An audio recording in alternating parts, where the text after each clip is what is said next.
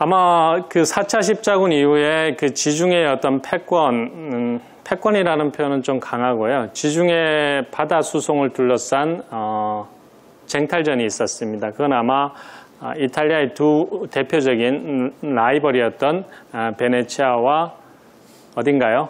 제노바입니다. 그래서 한 4차례, 한 100년 동안 베네치아와 제노바는 지중해 바다를 두고 지중해 해양 수송을 두고 다툽니다. 아마 이 사건은 굉장히 구체적인 사건이긴 하지만 여러분들도 혹시 이 사건과 관련된 에피소드는 하나 정도 알고 계실 겁니다. 어떤 에피소드인가요? 마르코폴로 이야기입니다. 마르코폴로가 동방에 갔다 와서 다시 돌아왔을 때 이 해전에 참여합니다. 어떻게 되나요? 포로가 돼요. 포로가 돼서 감금되어 있습니다. 감금되어 있다가 죽어요. 근데 그 수감 생활에서 같은 방을 썼던 루스티켈로라는 피사 사람입니다. 이 피사 사람에게 그 동방에 갔던 경험담을 이야기를 하죠. 그래서 이 나중에 루스티켈로가 동방 견문록을 짓게 됩니다. 아마 어쨌든 이 이탈리아 해양 도시가 지중해를 둘러싸고 패권 쟁탈전을 하고 있었습니다. 오늘날 가장 부유한 곳이 미국이라고 미국 월가라고 이야기하자면 15세기 유럽에서 가장 번성한 도시는 바로 베네치아.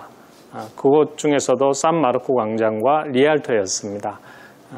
이런 베네치아의 어떤 부의 기반이 무엇이었을까? 선박입니다. 베네치아가 유럽에서 가장 많은 선박을 가지고 있었어요.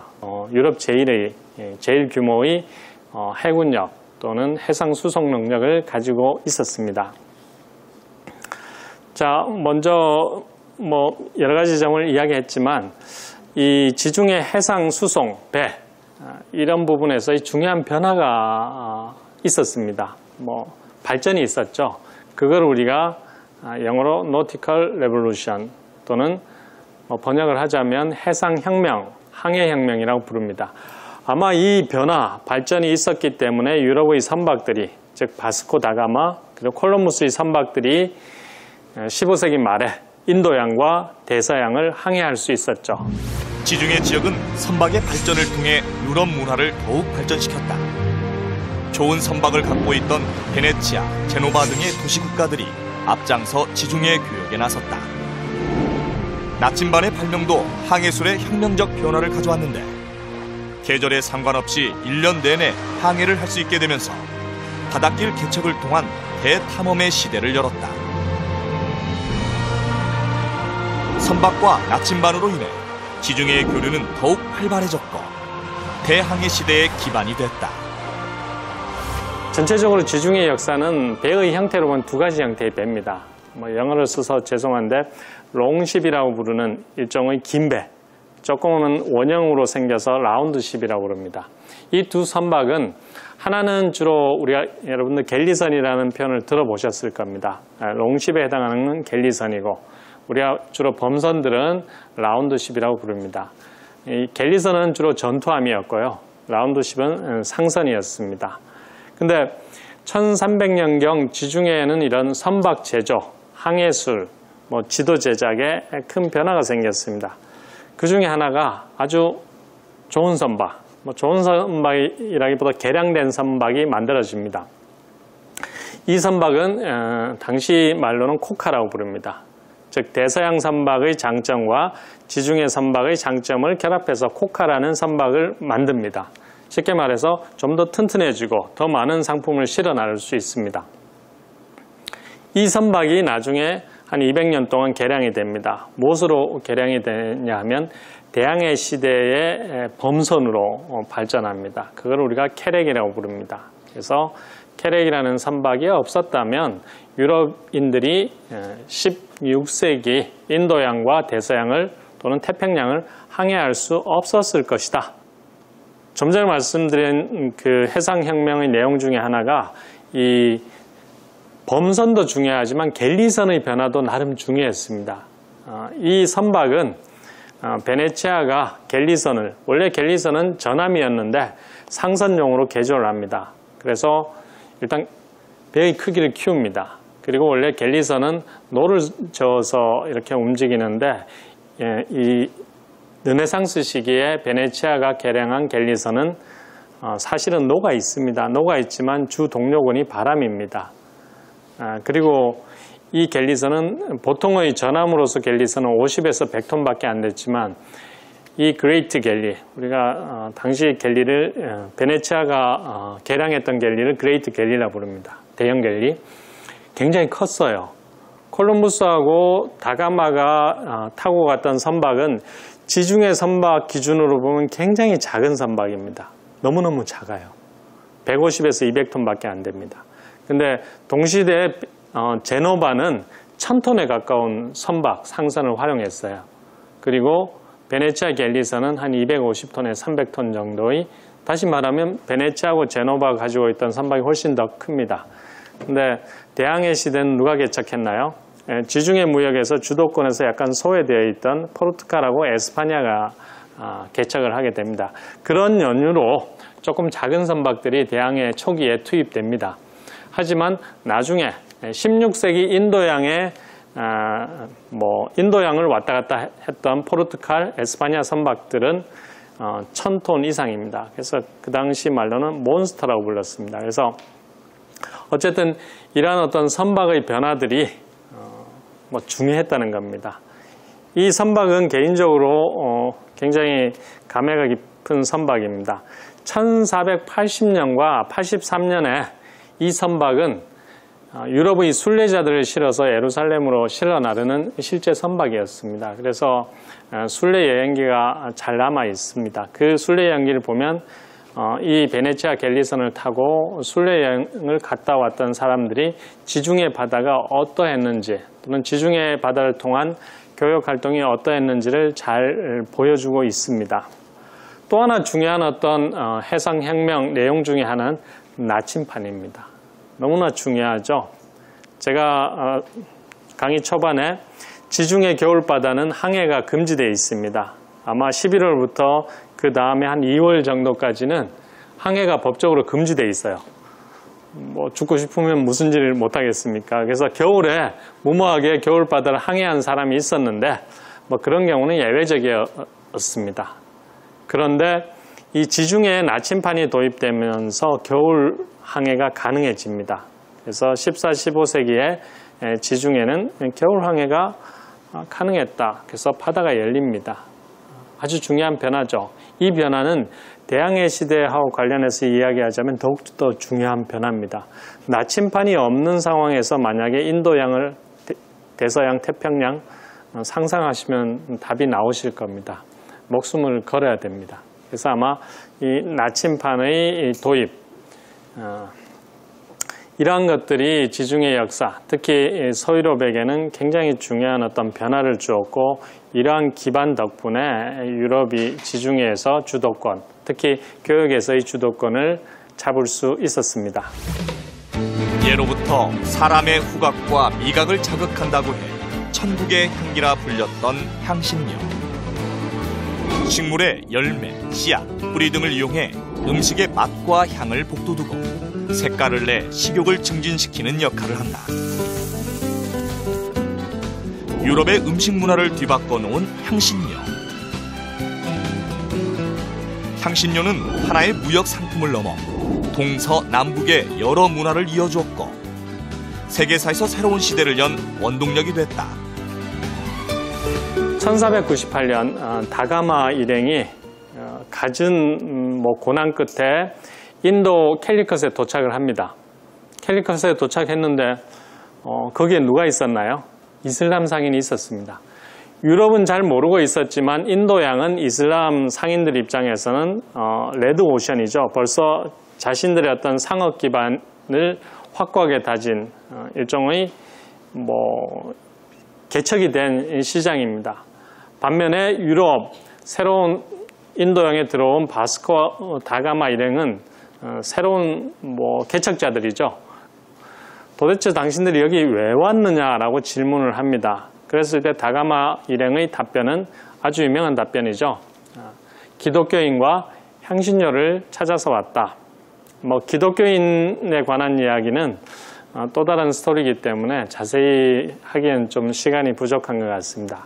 어떻게 보면 이 향신료를 찾아서 유럽은 새로운 어떤 모험 여행을 떠나게 된 겁니다. 왜 이렇게 향신료에 관해서, 특히 아시아 향신료에 대해서 유럽인들이 열광했을까요? 뭐 여러 이유가 있겠죠. 오늘 들려드린 마지막 내용은 아마 유럽인들이 왜 이렇게 향신료를 좋아했을까? 뭐 첫 번째 이유 중에 하나는 이 향신료는 특별했습니다. 물론 이제 오늘날 아니면 우리 역사에서 인삼과 같은 이런 음식이 갖는 어떤 특별함이 있지 않습니까? 마찬가지로 유럽의 기독교인들은 아시아에서 생산되는 향신료에 대해서 아주 특별하고 거의 신성하다 싶을 정도의 의미 부여를 했습니다. 유럽이 아시아의 향신료를 특별하게 생각한 첫 번째 이유 중에는 이 향신료가 지상 낙원에서 나왔기 때문에 그렇습니다. 즉 파라다이스. 오늘날 이 파라다이스가 지구상에 존재하는 물리적 공간이라고 생각하는 사람은 아무도 없을 것입니다. 그런데 아주 오랫동안 거의 한 1500년 이상 유럽의 기독교인들은 이 파라다이스, 우리가 천국이라고도 그러고 저는 여기서 지상 낙원으로 표현을 하겠습니다. 왜 그런가 하면 1500년 이상 유럽인들은 이 파라다이스가 아시아 동쪽 끝에 실제로 존재하는 공간으로 생각했습니다. 즉 사후에 가는 어떤 가상의 공간이 아니라, 추상적인 개념이 아니라 물리적으로 아시아 동쪽 끝에 지상 낙원이 존재하고 있다고 생각을 했었죠. 이 지상 낙원을 가본 유럽의, 원래 지상 낙원은 인간이 갈 수는 없습니다. 여러 가지 바다로 연결되어 있고 그리고 불로 가로막혀 있기 때문에. 그렇지만 이 지상 낙원을 실제로 경험한 두 사람이 있었죠.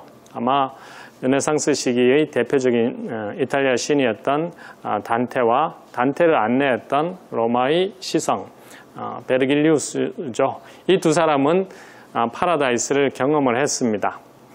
그래서 유럽인들은 이 지상 낙원을 지구상의 동쪽 끝에 존재한다고 생각했지만 가지는 못했죠. 그렇지만 이 지상 낙원은 인간이 사는 인간 세상과 강을 통해서 연결되어 있습니다. 즉 지상 낙원에서 나오는 4개의 강이 있습니다. 아마 성경에 이 4개의 강이 구체적으로 명시가 되어 있습니다. 그 4개의 강을 통해서 지상 낙원에 있는 온갖 보물들, 진귀한 것들이 지구상으로, 즉 지구라기보다도 인간 세상으로 흘러나옵니다. 유럽에서 만들어진 중세말 지도입니다. 보시면 4개의 강이 보이시죠? 이 4개의 강을 통해서 지상 낙원에 있는 어떤 향신료가 흘러나옵니다. 오른쪽 그림은 실제로 그 나일강입니다. 그 중에 하나가 우리가 나일강으로 추정을 합니다. 나일강에서 향신료를 줍는 모습입니다. 즉 파라다이스에서 향신료가 흘러나와서 이것을 주어서 유럽인들에게 팔았죠. 이렇게 믿었습니다. 허황된 얘기, 공상과학 만화 수준의 이야기지만 유럽인들은 아시아에 파라다이스가 존재하고 그 파라다이스로부터 향신료가 흘러나왔다고 생각을 했습니다. 안 가보니까 모르죠, 잘. 근데 마르코폴로 시기에 우리가 몽골 제국이 그 유라시아를 포괄하는 대제국을 건설한 그 시기에 마르코폴로를 포함한 유럽의 어떤 선교사들, 많은 사람들이, 특히 이탈리아 상인들이 아시아를 보고 왔어요. 아시아 보고 오면 파라다이스가 없는 걸 알죠. 그런데 그럼에도 불구하고 이 보고 온 사람들이 파라다이스 있다 이렇게 여행기에 남겨놨습니다. 그래서 당연히 유럽 사람들은 15세기, 16세기까지 아시아에서 뭐를 찾나요? 향신료를 찾습니다. 실제로 콜럼부스 뭐를 찾았나요? 아메리카 도착해서 계속해서 향신료 찾거든요. 결국에 뭐만 찾았죠? 새로운 향신료인 고추를 찾게 됩니다. 그래서 이 향신료가 유럽인들에게는 아주 특별한 의미를 가지고 있었다는 것. 두 번째 이유는 향신료가 이런 어떤 신성하고 신비스러운 어떤 의미를 가지고 있었지만 실제로 다양한 용도로 사용되었습니다. 그래서 이 용도 자체도 향신료에 대한 어떤 소비 욕구, 탐닉을 이야기해 줍니다. 다양한 용도를 다 말씀드릴 수는 없고요. 가장 중요한, 가장 핵심적인 용도 두 가지만 말씀을 드리겠습니다. 하나는 요리에 쓰였습니다. 즉 음식의 맛을 내기 위해서. 우리가 잘못 알려진 상식 중에 하나는 향신료가 부패하는 고기, 냄새를 제거하기 위한 저장용으로 사용했다. 이건 역사적으로 이제 오해라는 게 밝혀졌습니다. 그렇지만 여전히 많은 책에서 이 오해는 유통되고 있습니다. 그래서 저는 향신료의 역사를 다루면서 향신료의 역사는 오해와 판타지의 역사인 것 같다. 그런 점에서 그 오해와 판타지는 아직까지도 계속되고 있습니다. 향신료의 용도 중에 두 번째로 중요한 용도가 바로 약재입니다. 왜 약재로 많이 사용했을까? 이것은 아마 유럽의 의학체계 또는 특징 때문이었습니다. 이 히포크라테스와 갈레노스가 만든 세운 의학체계가 체액설입니다. 우리식으로 비유를 하자면 체질설 이렇게 볼 수 있습니다. 굉장히 철학적입니다. 인간의 신체를 바라보는 이 철학이 우주와 세계를 바라보는 철학과 연결되어 있습니다. 즉, 이 철학에 기반하면 세상을 구성하는 물질이 4개가 있습니다. 공기, 물, 불 또는 흙이죠. 이거 어디서 많이 들어본 얘기죠. 우주를 구성하고 세계를 구성하는 4가지 물질과 인간의 신체를 구성하는 4가지 책은 서로 좋은 관계에 있습니다. 그래서 이 4가지 원소와 4가지 체질을 여러 가지 기준 중에 하나는 따뜻하고 차가운 거, 또 하나의 기준은 습하고 건조한 겁니다. 그래서 이런 어떤 개별 요소와 체액이 각각의 성질을 가지고 있는데 이 성질을 조화롭게 만들어야지 세상이 조화롭게 돌아가고 마찬가지로 인간의 신체도 균형을, 즉 체액의 균형 상태가 건강한 상태고 체액의 균형이 깨지면 몸에 병이 생긴다고 그랬습니다. 동양의학하고 우리 비슷하죠. 유럽 의학 기준에 따르면 이 체액에 따라 4가지 성질을 갖는다고 이야기했습니다. 그래서 어떤 사람은 피가 좀 많은 사람, 피라는 체액이 많은 사람 한번 보실까요? 대단히 웃긴 그림입니다. 오늘날 영어 단어에 사람의 성격을 나타내는 단어는 다 그 기원이 체액을 표현하는 단어와 연관되어 있습니다. 쌍균이라는 단어는 피라는 뜻입니다. 즉 피가 많은 체질을 가진 사람은 어떤 성격이 되나요? 쾌활하고 낙천적, 우리 다혈질 이런 표현을 쓰죠. 4가지 다 설명드리기보다도 피가 많은 사람은 다혈질이다. 저 중에 가장 안 좋은 체질이 있습니다. 뭘까요? 멜랑콜릭한 체질입니다. 우리가 기분이 좀 우울할 때 멜랑콜리하다 이런 표현을 쓰죠. 이 멜랑콜리한 어떤 기분 상태는 원래 그 의학적인 기준으로 보자면 멜랑이라는 단어는 블랙이라는 뜻입니다. 그리스 말로 콜릭은 체액이라는 뜻이에요. 점액. 그래서 검은색 체액이 많은 사람들이 어떻게 되나요? 멜랑콜릭한 성격을 가지게 됩니다. 안 좋죠? 왜? 기분도 우울하고 좀 그래요. 근데 사실은 오늘날 영어 단어들이, 즉 사람의 어떤 성격을 나타내는 단어들이 체액에서 기원했다는 것은 유럽의 의학 체계가 이 체액설에 기반하고 있기 때문에 그렇습니다. 자, 그러면 한때는 16세기 마녀 사냥을 많이 했습니다. 유럽에서. 그래서 나중에 16세기, 17세기 의사들이 이제는 마녀가 이게 악마의 하수인이 아니다.